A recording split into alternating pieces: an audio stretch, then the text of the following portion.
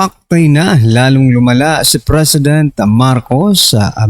Yan po mga kababayan ang ating aalamin at bibigyan ng reaksyon sa video ito.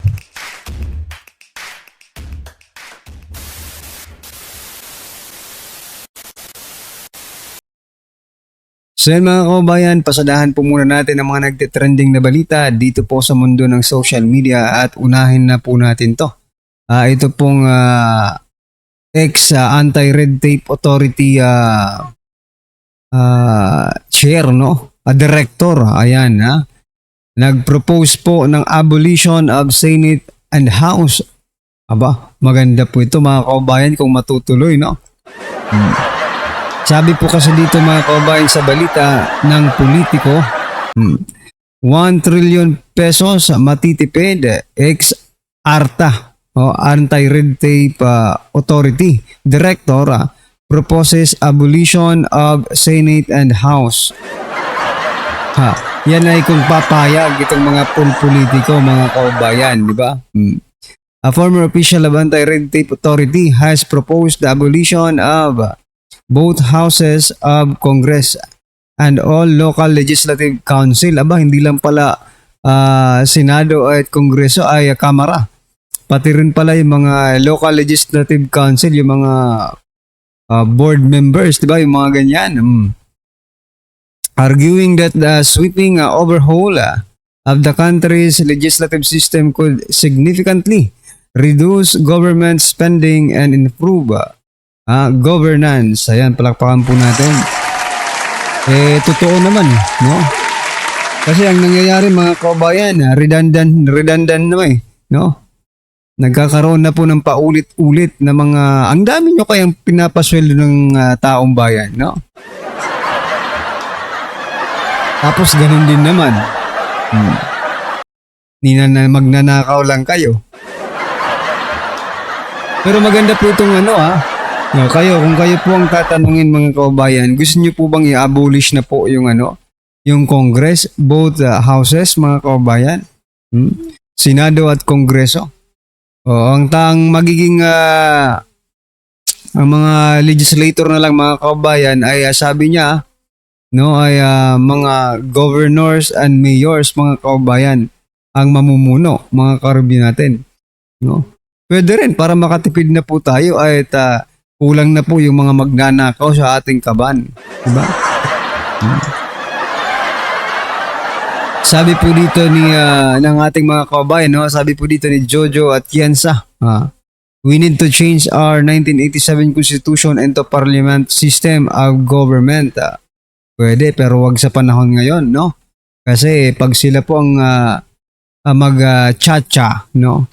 Sila po mag-charter change mga kababayan, at gawing parliamentary at prime minister ang ating gobyerno, baka dihado po ang taong bayan. Di ba? Tsaka na pag yung talagang maganda ang pamunuan ng ating gobyerno, no? So, sabi po dito, after all that happened, this actually makes sense. We should do the constitutional amendment like the US did theirs. You amend only by section classes. Each amendment deals with only one section clause and people ratify each clause individually. So they cannot make amendments all over the place.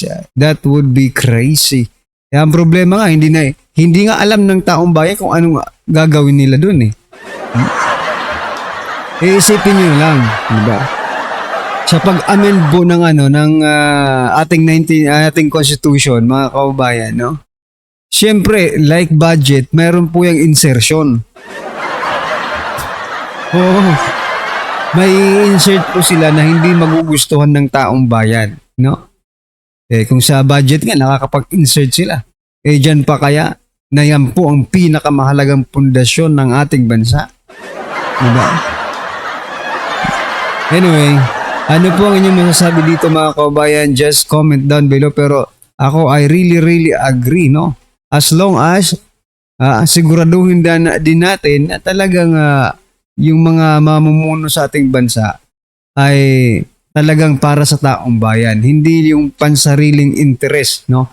Yung kanila pong pagsiservisyo sa ating bayan. Alright, good job. At meron na rin pong nagsalita patungkol dito. Alright? At eto mga kabayan, pasadaan din po natin, Senator Ping Lacson. Aba, sabi po dito ni Senator Ping Lacson na walang nakita ang Senate Blue Ribbon Committee na basihan para panagutin si Pangulong Ferdinand Bongbong Marcos Jr. kaugnay ng anomalya sa flood control project ayon kay Senator Ping Lacson. Aba, yun ba talaga ang nakikita ng taong bayan? Diba? Si PBBM, sabi po ni Saldico, ang mastermind. Sabi Tapos, ang justification pa ng ating mga eksperto, no? Na talagang may pananagutan si President Bongbong Marcos Jr. dito po sa maanomalyang flood control projects, no? Ay dahil po, hindi naman po ito magiging budget mga kababayan kung hindi po pinirmahan, no? At pinag-aralan ng Pangulo, di ba? Pinag-aralan niya yan no? Yung ilang pages yun, 4,000 pages mga kababayan, pinag-aralan po ng ating Pangulo ng 3 araw. 3 o 4 na araw. Diba? Tapos sa kanya pipirmahan. Ngayon, kanino natin iaatang ang accountability? Alangan naman sa Vice President, hindi naman Vice President yung pumipirma sa budget na yan. Pero kung gusto nyong, di ba? Pero kung gusto nyong i-sisi na rin yan sa Vice President, go. Wala rin naman pagkakaiba. Di ba? So what I'm trying to point out dito mga kababayan, bakit ganun si Lacson, no? Bakit ganun si Lacson? Nagbubulag-bulagan, nagbibingi-bingihan sa totoong nangyayari sa ating bayan. Diba?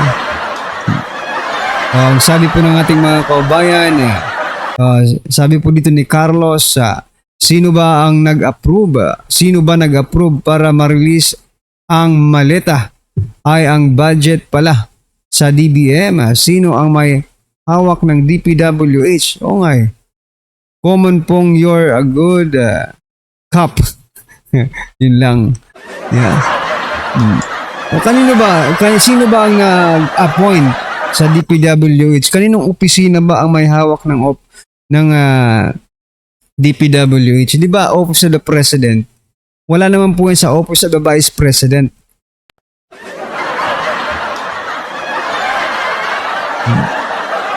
Sabi po dito ni Eddie Alhari, ang kasabwat ng magnanakaw ay nagkakampihan, ganyan sila, aray ko.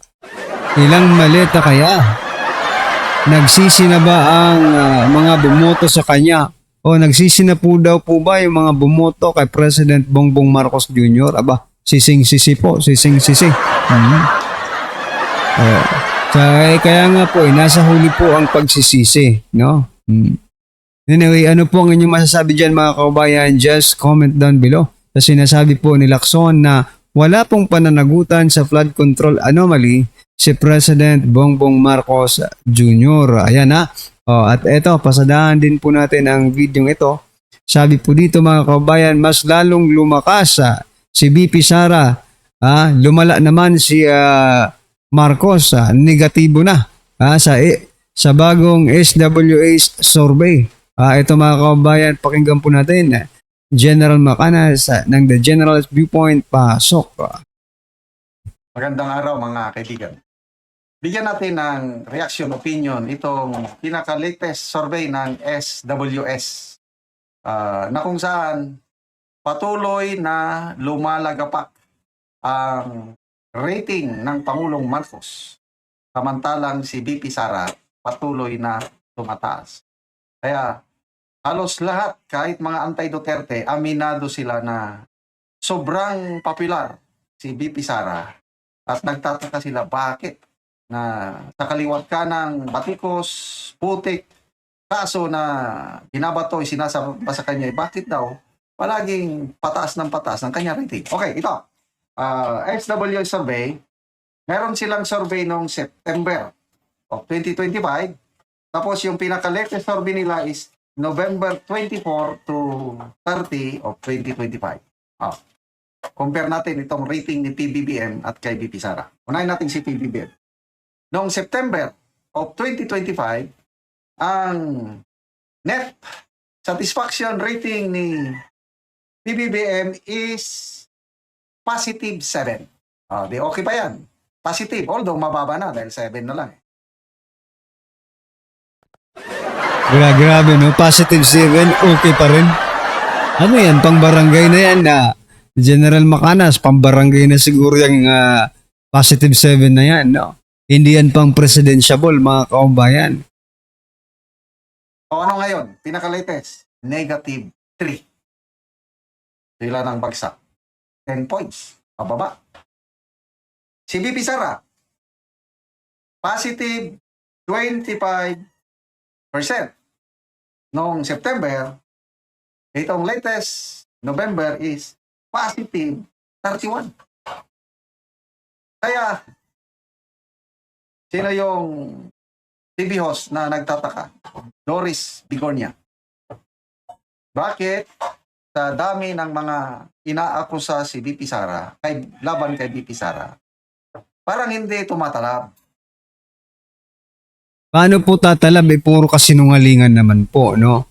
At saka ito po ang napapansin natin, mga kababayan, na sa tagal po nating sumusubaybay sa politika, no? Maybe nung mga nakaraang panahon, no, na wala pang social media, talagang very effective, no? Yung strategy na sisiraan mo lang yung kalaban mo, din ikaw magiging okay ka na, di ba? O magiging popular ka pag siniraan mo yung 'di ba? Lalo na kung may mga kasabwat ka, 'di ba? Na magpapatunay, for example sa mga drama-drama, effective 'yun nung mga panahong wala pang social media, no? Pero ngayon dahil may social media na, mga kababayan, you cannot lie to the people, no? People always know what is right, mga kababayan. So we are very very glad, no, na mayroon pa talagang social media because na-counter po natin, no, yung mga ganitong estratehiyang pampolitika na sinisiraan, no, yung kalaban para lang sila magmukhang maganda, magmukhang malinis sa taong bayan. So yan, mga kababayan, ano po ang inyong opinion? Reaction patungkol po sa video nito? Just comment down below. Ayan, mga kababayan, just comment down below and don't forget to like and subscribe. Maraming salamat po.